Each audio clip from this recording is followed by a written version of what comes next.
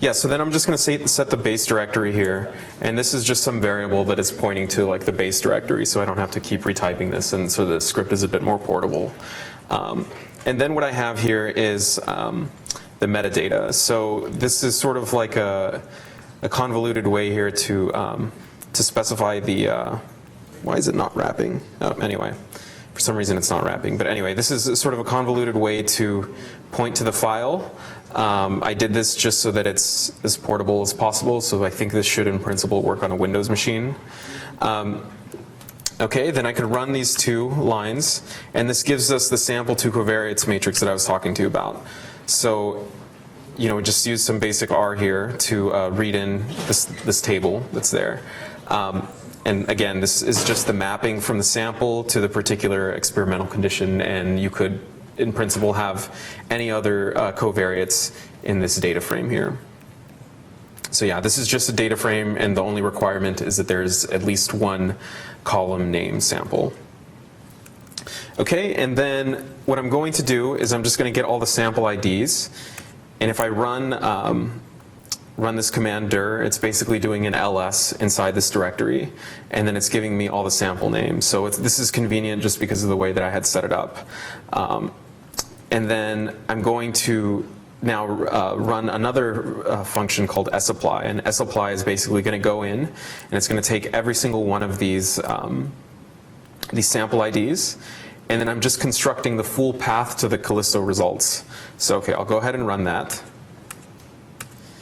And then if you hit, if you just type cal_dirs, you see, oops, you see what's in that variable. And so it's just a named vector with a relative path to where the Kallisto results are stored, right? So this is on my computer here. So this is sort of, this is the directory, this is the directory that we're working in.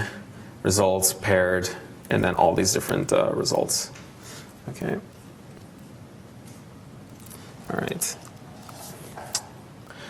Okay, so then there's one next step. So we require, we don't, since we're just expecting the cDNA from you when we run Kallisto, we don't have a way to get the gene names, but there's tons of different ways to get actual gene names from the transcripts. So one way to do it is using this package biomart. So biomart here will go, and you just have to specify what organism and what database you want to connect to, and you can, if you go and read the documentation on biomart, you could sort of figure out what this is doing. But basically, it's just giving us a big table. And I was kind of having issues with the wireless earlier, so I saved this file. It might take, on the wireless for some reason, it was taking quite some time, but I saved it, and I'm just going to load it here. And basically, once I run these two commands, oh geez, I just made a big mistake. There we go. All right. Now what I have is,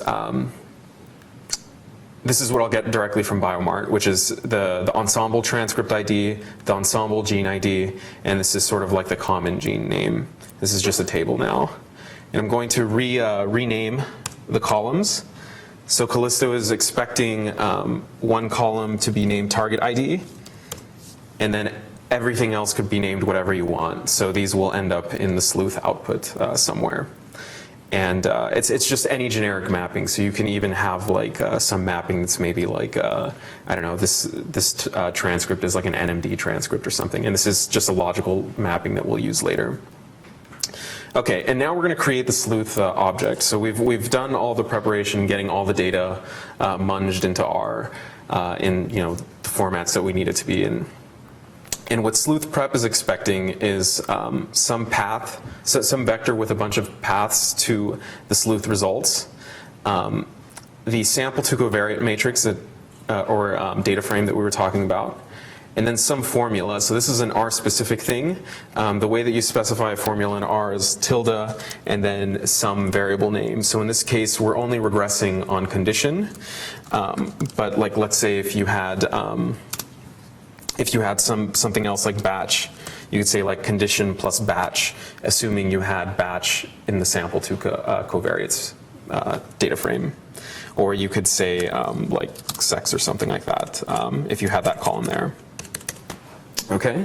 Interaction Yeah, so you can also specify interactions and stuff. So it's actually, under the hood, it's fitting a linear model, and then we do some other things to just to actually re-estimate the variances. So it's actually going in and running lmfit, yeah. And then what we do is we build a design matrix given this formula that you give us. And then it expects, or it doesn't necessarily need, but if you want to supply the gene names like we just pulled down, you can specify any arbitrary mapping and target mapping. Oops. So here we specify T to G, which is that table that we just generated. So if you go ahead and run that, it should just read in the Kallisto results. You get a dot for every single sample that you have. And then saying normalizing things, and then it tells you how many pass the filter.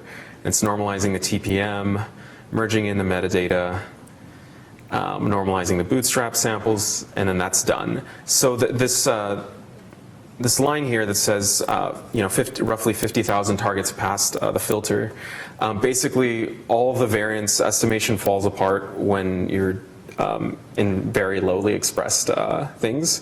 And it's, I mean, running any tool, you have to do some sort of filtering to filter out the lowly expressed things. So we have some default filter on there. You can actually change the filter, the type of filter as well as the arguments that are passed into the filter. So any extra arguments, if you know R, you can just pass extra arguments into Sleuth prep, and those will be passed on to the filter, into the filter function. Okay. And then we run sleuth fit. Now, if you don't specify a model, so the way sleuth fit is, and sleuth is written in general, we haven't exploited this to its full capacity yet, but we're going to be able to accept a bunch of different models. So if you don't explicitly say anything, it's automatically going to build the full model, which is what you specified here. So right now it's going to fit the full model. It's going to summarize the bootstrap samples. So right now it's basically going in, taking all the bootstrap samples and computing the, the variances and normalizing them, or not normalizing them, but transforming them, because we work in log space. So now it's fitting the linear model as well as the measurement error model, this additive measurement error model that we assume. It's basically running lm.fit on part of the design matrix, and then we have some way to basically subtract out the technical variance, and then fitting the shrinkage estimation just on the there it is, just on the biological variance that's left over. And then computing the variances on the betas. So these are all the different betas in the model. And it should be done. There it is. Okay. So now you can, there's a function in Sleuth called models, and it'll show you all the different models that exist. Right now we only have the full model specified. This is the formula. These are the two coefficients that are in there, and it says that no tests have been found. Okay, so then I can actually fit the test. Right now we're only doing walled tests, which means you can only test whether or not one beta at a time, conditioned on the rest, is equal to 0. Since we only have one beta here beyond the intercept term, we're basically going to tell Sleuth here, do a test using just this beta. Okay, and that should go pretty quickly, and it's done. And if I go ahead and run models again, I see now that there's one test in there. Okay, so this is basically what you would do to run a simple test in Sleuth. I'm hoping very shortly that we'll have more complicated tests implemented. So we're implementing contrast, like right now. We're also going to be implementing like a likelihood ratio test pretty soon. Okay, and then here's the Sleuth Live. So Sleuth Live, so you can make any plot that you see in Sleuth Live in a second using all our plotting functions. So basically everything is prefixed with plot. So here's plot MA, plot PCA. I think grid is not ours. Plot vars for the variance, the technical variance versus the biological variance. Make a QQ norm plot. scatter plot. There's a ton of things that are in Sleuth, but I think the easiest way to get to all this stuff is through Sleuth Live. So this is a Shiny app, and let's go ahead and open that. So when you get here, I'm actually running a slightly old version. I need to fix this. But anyway, yeah, so the welcome page is a bit different now. Anyway, so there's a bunch of different pages here, and they all have different analyses. So we have some really basic diagnostics. So this is the shrinkage plot that I showed you a bit earlier. So on the x-axis, you have the mean counts. On the y-axis, you have the biological variance after you've subtracted out the technical variance. And the blue is the interquartile range conditioned on some small window here after you've removed all the zeros. So this is what we're fitting the smooth line on. Okay, so this is just a diagnostic plot. One thing that you would, if you didn't filter out the very lowly expressed things, you'll see a really big whip on this thing where it starts really low and it kind of goes up like that, and that's kind of a sign that you have too many lowly expressed things that you need to filter out. Then we have these scatter plots, and they're pretty fun. You can do all sorts of really interesting things, like you can sort of go here and click a region, and then this is the raw standard deviation versus the bootstrap standard deviation, and it sort of just highlights the points that you selected here, and then it gives you a table of all the different things that you saw here, right? So this is the test on that the particular beta with all the different values of the model. And then, this is the auxiliary information or the target mapping that we provided. And so one thing that you can do is, like, these are outliers, right? In one sample, this is sample ending with 6.6, and this is sample 6.7. So let me pull out something that's kind of a bit more extreme. We'll look at that one. Okay, take a second to reload it. And then we have this particular transcript that looks kind of like an outlier between 6.6 and 6.7. So then we can go to analyses, and we can go to the transcript view. And we can go ahead and paste the transcript name in there, and we can just hit view. And then we look at 6.6 and 6.7, and we instantly see that, like, no reads mapped in that particular sample. So this is kind of a quick way to just do diagnostics from here. I have an undergrad right now that's working on actually exporting the particular figures, like, from this object. So we're hoping to have that pretty soon too. Okay, so you can do that. Let's see, what else can you do? So we have the QQ plot. That's just sort of helps for diagnostics. It sort of looks more or less okay. Basically, the black stuff, which we didn't call differentially expressed, follows the assumption, and then the tail ends where we have differential expression are sort of like deviating from that. Okay, what else do we have? So we have, like, these really broad summaries here. So here is just a density plot of everything. This is for one sample, and this is based off of some grouping. So the grouping can be anything that you specified in your covariates. Since we only have one grouping here, which is condition, it defaults to that. But you can do cool things, like you can change the transformation to, like, square root, and it'll just do it. It basically looks in the global namespace in R, and if it's defined, you can do it. If you're feeling really crazy, you can do something like cosine. And it'll look weird, but okay. This is just some stuff. This is the design matrix that it actually fit. So this sort of informs you about the log-fold change, which direction it's in. If you have several different models here, you can see all the different models. So someone asked about this earlier.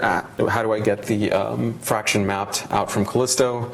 So this is a really broad summary of it. So here we have all the different samples, the different conditions, how many reads mapped, how many reads we processed, how many the fraction mapped, and the number of bootstraps. Okay. Then we have the Kallisto table. So this is the raw data, or this is the data straight from Kallisto. You can uncheck normalize, and it'll give you the actual raw estimates from Kallisto. Then you can pull up do this. The search works reasonably well. It might take a second because there's a lot of things in this table, but there it is. And this is the transcript that we were just looking at. And we were looking at 6.7, sample 6.7, and it has pretty close to 0 counts that were mapped to it. Then I could just hit covariates if I wanted to see all the different covariates included at this table. Okay. In maps, we have sort of like general maps that describe the experiment in total. This is PCA, it's a dimension reduction of all the samples. So basically I'm taking all of the samples and throwing them onto a two-dimensional plot based off of their expression. And you would hope that the samples that are most related to each other by the thing that you're trying to measure cluster together. So here we have the sort of control samples that cluster more or less together, and then the knockdown samples that also cluster together. And then you could just, if you felt like it, you could look at all the different PCs. And yeah. Okay, you could change the units. You could drop the text labels if you wanted to, make them much bigger. And if you had more covariates, you could see how they cluster based off of different covariates too, by just selecting that. We also have a heat map that's generated from the Jensen-Shannon divergence here. So again, you would hope that things that are more similar have a very small Jensen-Shannon divergence here. So this is again the case, right? These were the knockdowns, and these were the controls. Okay, so I'm not exactly sure if this is going to work. I have this old development version from a different branch loaded on my laptop. Let me see if I can get in here maybe. Covariates.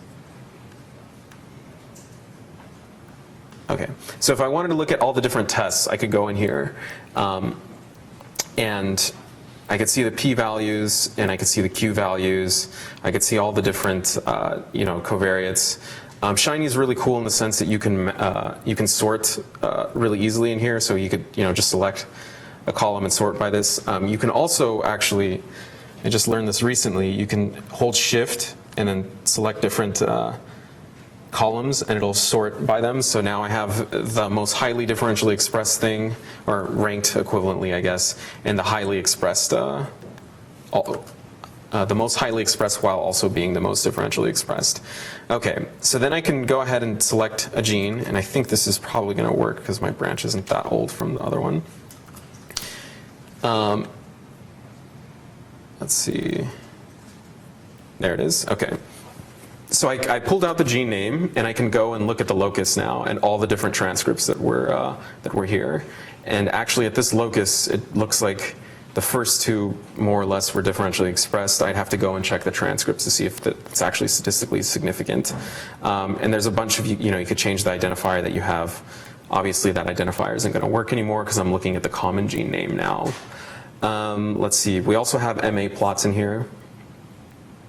So you could go and take a look at this MA plot. I think the filtering is probably not so great because it's pulling up a bunch of things here. So probably have to change the filter rule a little bit. But you can go, and this is also interactive. You can select out, some set of them. It'll give you the points here. And this is the raw standard deviation, which is sort of related to this additive model, just the biological variation, versus the bootstrap deviation. And you sort of notice that there's some set of transcripts that have a lot of technical variability. Now, if we had tons of samples, you would hope that the bootstrap standard deviation it's going to be like just a subset of the raw standard deviation, but part of the reason that you see these two clouds is because we don't have very many samples, and we just have a ton of technical variability at some of these loci. Anyway, so after you've selected out those transcripts up here, some of them are differentially expressed here, so maybe I'll pick that one. That one looks fairly differentially expressed. This is the mean log counts versus the fold change, and then the red ones are the differentially expressed things.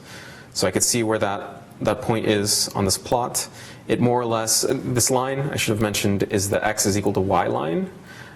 So things that are on the right side of this line have more biological variability, and we can measure more easily, and things on the left side of this line have a lot of transcript variability. They have more transcript or technical variability than biological variability. Anyway, this one's sort of in this on the x equal y line.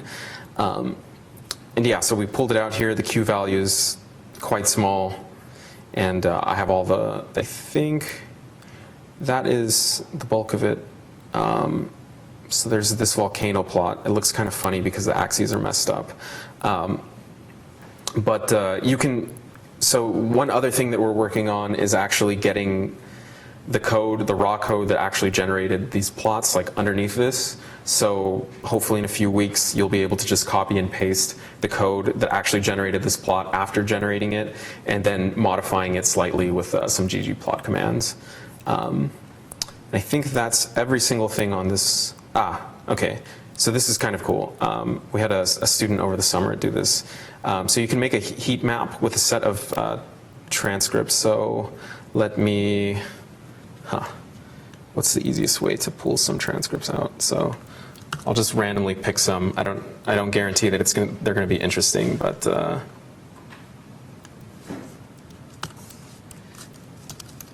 so let's go and pick that one. Okay.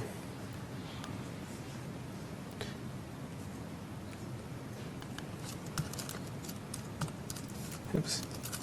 Okay, so I just picked 3 transcripts just for now, but I can make, where did it go? Heat map.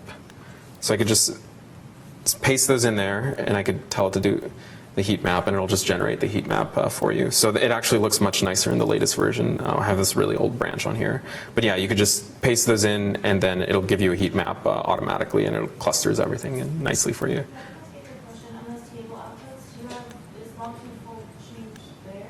Which table? Well, any of the outputs where you're having all your P and your Q values. Yeah, so okay. So we're reporting, we're here at test table. So here, this is the beta value. It's not exactly log fold change. It's sort of like a bias estimate of log fold change. And this has to do with the log transformation. So yeah, I mean, we've been thinking a little bit about how to make this model a bit more interpretable. We're basically in the same situation that Lemma is in, where you have like these things after you've done this transformation, and this is basically a proxy for the log fold change, but it's not. It's a bias estimate of the log fold change. You report it as a beta value. Yeah, I report. Kind of comparing it, you can think in your head that it would be log fold. It's similar to the log fold change. Yeah, I mean it's some biased estimator of it. Yeah. Plus minus something that something is unknown.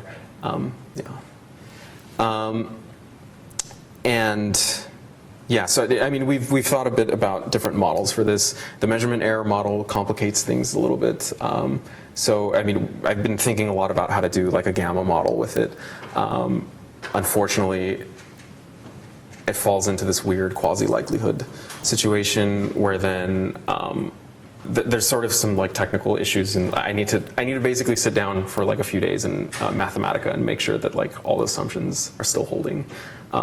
Yeah, but anyway, so I mean, they're still sort of interpretable in the sense that the direction should be correct, the magnitude should be close, but they're not going to be like really strong estimates, and there's also like a lot of issues, right? Even if you drop the biasness, and like if you look at like the log fold change out of something like EdgeR, for example, you're basically assuming that everything else is holding. And if you were taking like the log fold change and you're assuming it's correct, you're assuming that everything else in the model is correct, and then that this is like not a noisy estimate, which is probably not a great. You can get the direction. You can definitely get the direction correct, but like saying like, oh, I'm pretty certain that it's like 1.5 log 2 fold change is probably not a strong, a strong argument. Cool. Does anyone have any questions on how this, how to navigate through this, or any questions about what other analyses you might want to do with this? I think we can have a coffee break right now. Okay, great.